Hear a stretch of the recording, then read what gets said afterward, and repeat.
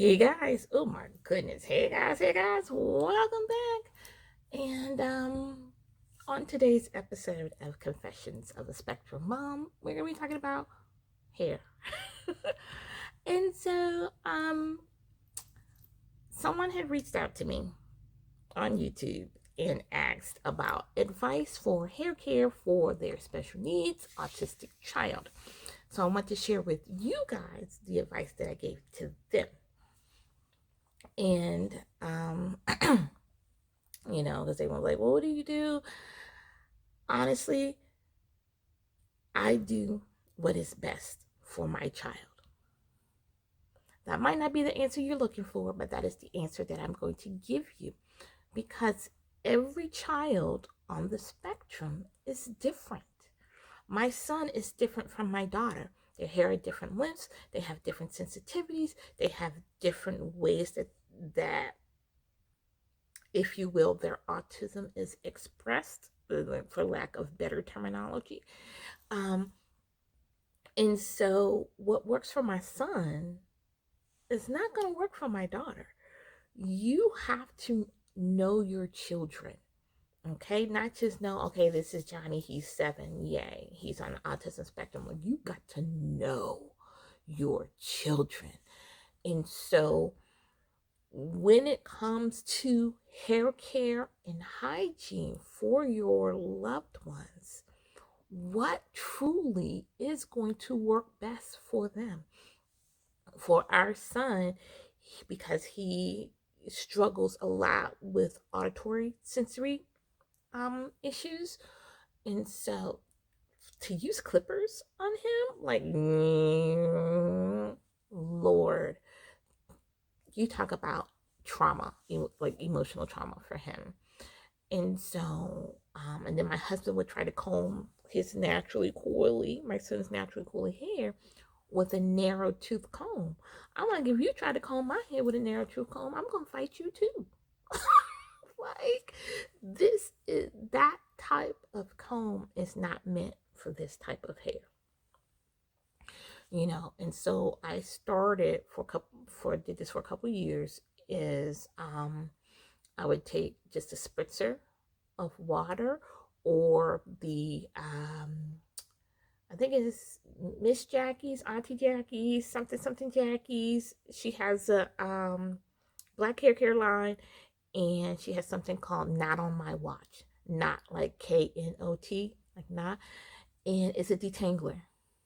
Has a really nice scent to it. It's a detangler. And I would just sit him in a little chair in front of me. I go section by section with the Not on My Watch, my wide tooth afro comb, which is the only thing I use on my hair. And I would just detangle first with my fingers and run through his hair. And then I would take my wide tooth comb and comb out any leftover knots with the Not on My Watch in his hair. And then I had little snips, because he was okay with the little snips. And I would just and hand trim his whole head. That's what I did with my son. That's what worked for him. Some kids will not allow you to use scissors on their hair or something scented in their hair. So that's why I say you have to understand your child. My daughter, I could not use, not even my big afro comb, I could not use that on her head. She was so terrified of combs and brushes and just like any other things, of that sort. It didn't matter if it was wide tooth, didn't matter if it was narrow tooth, didn't matter if it was a flat brush or a spiral brush.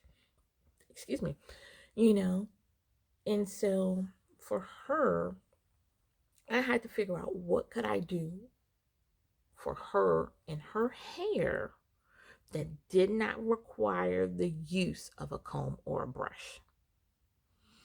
Now, I am about to turn, I'm getting closer to 50, guys, and I'm excited about that. Woohoo! But but I don't own a brush. I've been wearing my hair like short and natural for the better part of 3 decades. Okay. I've owned brushes. It's probably been 15 years since I've owned a brush, specifically for my hair, but I don't. I just have an afro comb. That's all. That's what I do. But I can't even do that with my daughter. So how do I go about doing her hair? And I thought about locks, and I was terrified because I have really opinionated people in my family. I will not mention names, but I have a lot of opinionated people in my circle, and especially in my family. And so I was afraid of what they would say. Oh, you can't look at her hair. Her hair's so beautiful. You need to do it. I was terrified. You've seen my other videos. If you haven't, go back and watch them. I was like, what do I do for my baby? Because she is utterly stressed at doing hair. I am utterly stressed by seeing her stressed.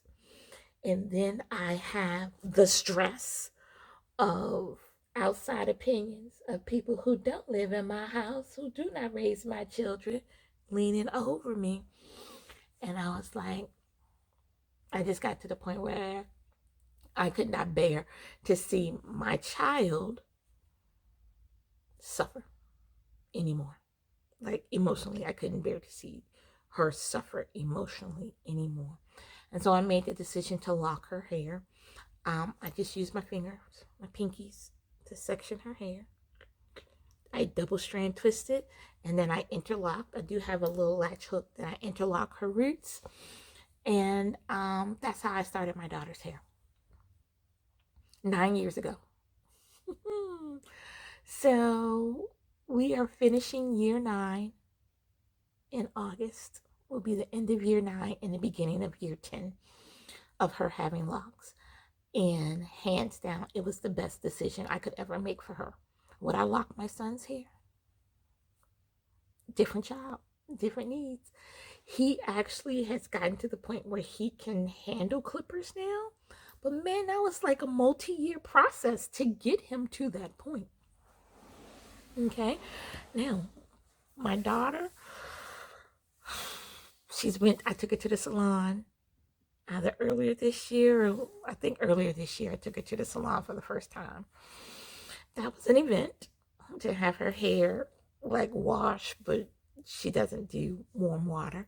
So she really just got her hair rinsed. But the lady was patient with my daughter, and I gave her a big tip because I'm grateful. Like, she didn't have to take 2 hours with us, Ooh, excuse me, guys. Like, she didn't have to take 2 hours to spend with my daughter in her chair, But she was so welcoming and so patient with her, So I know with my daughter, salons is not the thing, even just to wash and retighten her hair. So that's something that I do. And it's actually time she's due for a retightening right now, and I tell her in advance. I give her a heads up. Hey, this is what we're going to be doing. This is when we're going to be doing it. I typically will schedule a whole day. It does not take me the whole day to do her hair, but I tell her in advance. And I set aside time in my schedule because she's going to need breaks. Your child might not need as many breaks as my child is going to need, when I'm sitting down doing hair. But my child needs breaks. Okay. And so I build that into my schedule. So you have to know your children, what works for them. With my daughter, I set aside the whole day just in case she's be like, we have those moments where she's like, mommy, I need a break. Okay, go. It's okay. We'll get back to it and we'll finish it. Do you know your child? Before asking advice, do you know what works for your child? If your child is sensitive to scents, don't put that in their hair care routine. If they're sensitive to sound, don't put electric clippers in their hair care routine. In terms of options for natural hair people who are on the spectrum, especially for little boys, clippers. Not clippers, but like if you go to the sewing shop or in any sewing location, you can get hair shears from the hair store. The blades on the hairdresser shears are going to be about that long, about that long. Okay. Um, you can go to the sewing shop and get snips, and whether it's like a regular Joann's or Hobby Lobby or type store or the fabric look section of a Walmart or something like that, you can get snips. The blades on snips are like this big. It's really, really tiny. Okay. And that's what I used. I used a wide tooth comb and snips with an itty bitty blade to it. And I just did section by section. Now, if you have coily hair, like what I have here, then my advice, so it doesn't look too crazy, is don't cut down to the root because it's going to be hard for you to get it even, So leave a little length so when you wash or moisturize, or even if it's just water or something, and their natural curl pattern can be seen, but you just want to just cut it like half of this length, okay? And just take your time with it. That's what I did with my son. We did that for several years before he got to the place where he was okay with clippers. You know, for girls, you can try locking, or boys, you can try locking hair if that is something that you're comfortable with. If you think that they're not going to pull at it or things like that, you can try box braids. You can try just simple double strand twist or single strand twist.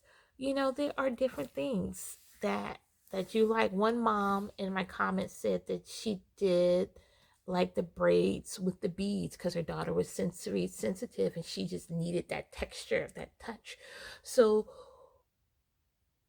my advice is to know your kid first and foremost and start there, and then let their behavior and their needs dictate the choices that you make in terms of doing their hair, but be open, be flexible. If you're going to change something up with your child, involve them into the process. I recommended to one parent to go to Pinterest, search up, natural hairstyles for Black girls or, whatever. And then have them pick out a couple that you like, that you're okay with as a parent, and then have them say, oh, which one do you like? Oh, mommy, I like this one. Oh, I like that one. Or I don't know, I like both of these. Have them be a part of the process, and then you're probably not going to have as much fight when you get into the process, because now they're emotionally invested. They have this picture idea of what their hair can be like, be similar to, and they want to see that on themselves. Have them join you in this. Well, that is, one, know your child, two, involve them in the process. And I think if, especially if they're verbal of some sort, I think together that will lead you down the right path of what to do for your child. Okay, so that is my advice. That's it, guys. Y'all know the drill. We'll see you in the next video. Okay, bye.